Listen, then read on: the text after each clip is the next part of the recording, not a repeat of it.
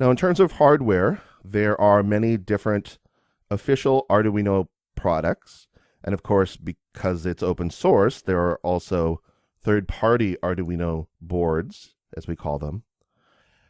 All of them have some very common features because, again, the idea was to put together a set of common features for doing the typical kinds of prototyping and projects that this group of people that I referred to wanted to do.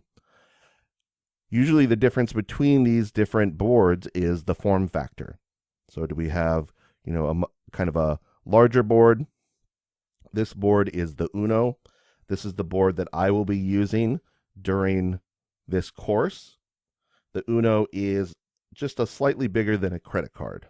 There's the Micro. So the Micro is much smaller than a credit card, sort of more of the size of, let's say, a USB drive.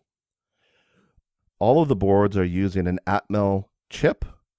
All of them are 8-bit, except for there is one product called the Arduino Do, which uses a 32-bit chip, so you have a lot more space for programs to run. It communicates with a PC using a serial protocol.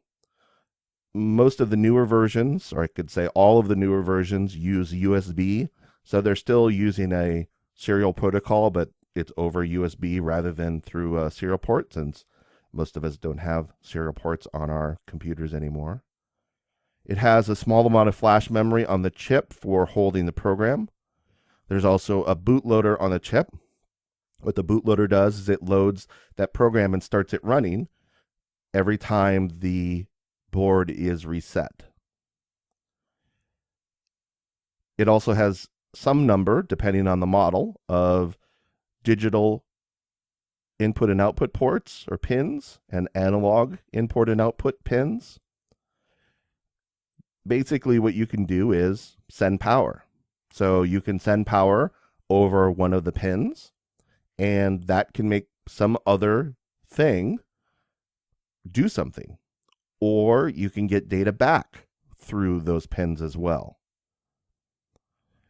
Now, again, the Arduino boards themselves don't have any of these devices that I referred to, like an accelerometer or a temperature gauge or a moisture gauge. Those things are typically added by using what are called shields.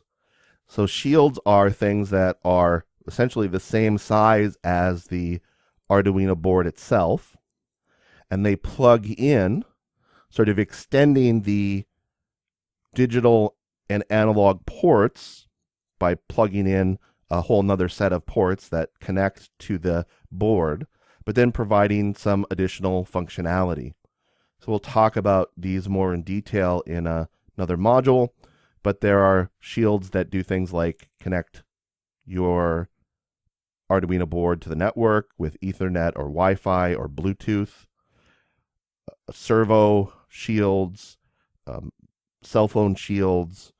So there are a number of shields that you may add to your Arduino project in order to get the exact configuration of hardware and software that you need.